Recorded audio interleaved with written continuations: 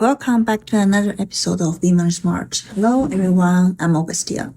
And today we are diving into a topic that's probably on a lot of mind at the first half year of 2025 wraps up, the KPIs.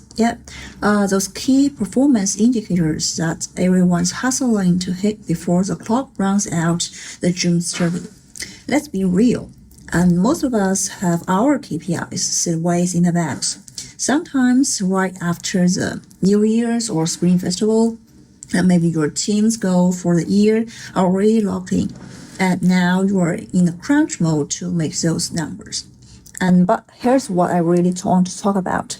In a lot of traditional companies or industries, setting KPIs can feel like you're just going through the motions. Even hit your KPI and still feel like, what's the meaning for that? And for example, if you are a car salesperson and your KPI might be sell 100 cars per month, and you hit that, you get a bonus, and sounds simple, right?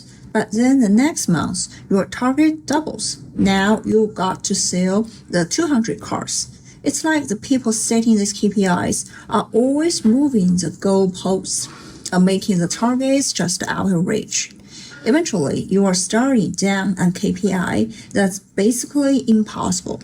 And when you can't hit it, suddenly there is a reason to hold back your bonus or performance pay.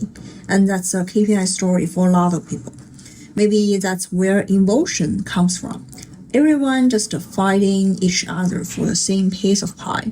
And wouldn't it be better if we all worked together to make the pie bigger? Instead, it's a big fish eating small fish and small fish eating shrimp. Yes, it's just a competition for competition's sake. And sometimes the KPIs are just numbers with no real meaning. You hit your goal and the next one just gets bigger. And honestly, sometimes the people setting these numbers don't even know why. They'll only figure it out way later, if that's all. And some folks might say, oh, well, we don't know what goals to set, so let's just start somewhere. That's fine, but you've got to ask yourself, are you actually getting better or just spinning your wheels? And KPIs can make you focus so much on numbers that you lose sight of the bigger picture. Not every metric tells you what's really going on. And at the end of the day, you've got to dig deep. What are you really trying to achieve? And what values are you creating? That's a real question. If you focus on value and whether you are setting KPIs or having them set for you, you might hit your target. Or maybe even challenge the whole KPI system. That's how you level up. And if someone tries to use KPI to box you in, you can push back. Here's a tip. If your boss can make over-promise, for example, the promise can come true in the future, and you can just say the same things right back. If your KPI is super ambitious, ask the value, what value it actually brings about to you. And if someone says, okay, all good companies set KPIs like this and tries to pressure you with group thinking, you can just call them out. If everyone's just copy-pasting KPIs, is that really smart management, or does they actually create value? If your KPI was set by a middle-level manager, remember, they probably got theirs KPI the same way and might not like it either. Their KPIs just get broken down and hand off to you. Encourage them to push back too and ask what results you're all really trying to create. A lot of industries in China now are going through big changes. You can't just keep pushing KPIs down the chain. What's the point? If you work at state-owned companies, like the bank in China, you might be forced to hit certain KPIs, like signing people up for credit card or hit deposit targets. Even if you hit the number, your performance pay might still get cut. Sometimes the KPIs are just a way to divide up the money at the end. So if you really want to maximize your income, you might be better off finding a side hustle.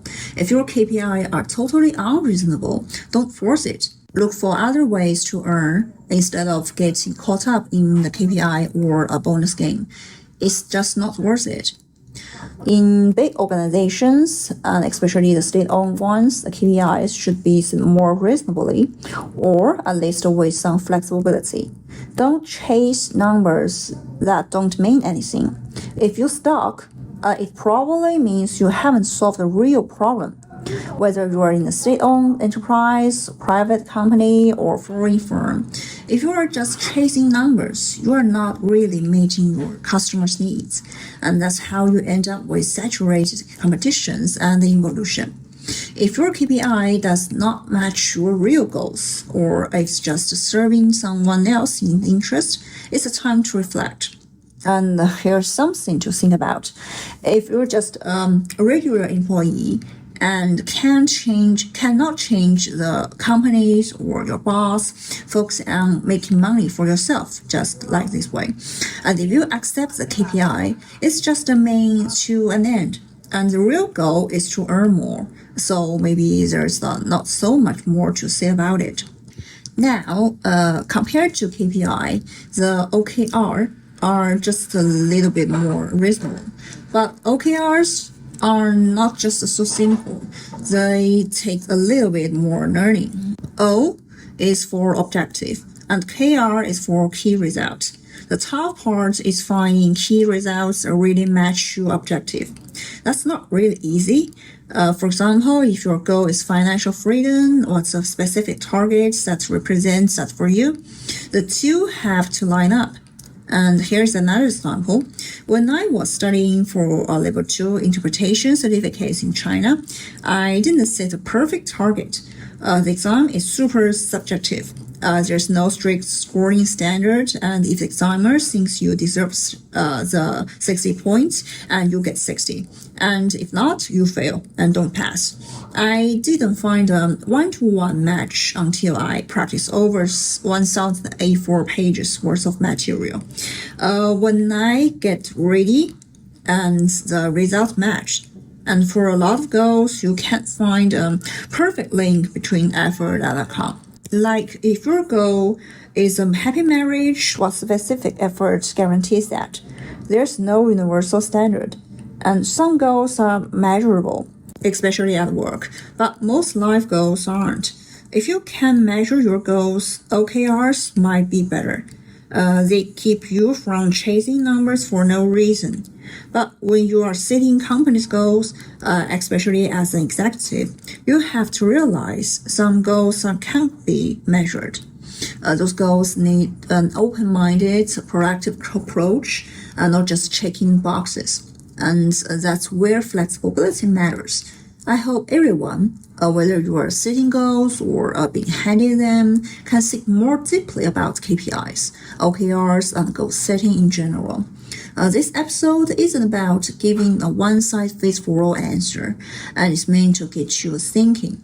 And I'm not saying KPIs are bad or OKRs are perfect. OKRs have their own issues too.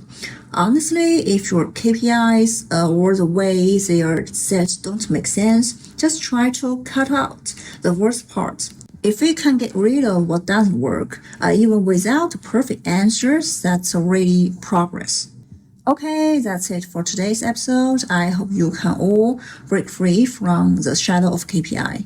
If you enjoy this episode and want to keep up with more deep dives into work, life, or everything between, make sure to subscribe this channel.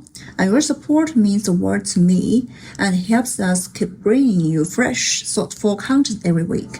Don't forget to leave a review and share this episode with your friends or co-workers who might need a little inspiration. Thanks for tuning in. I will catch you next time.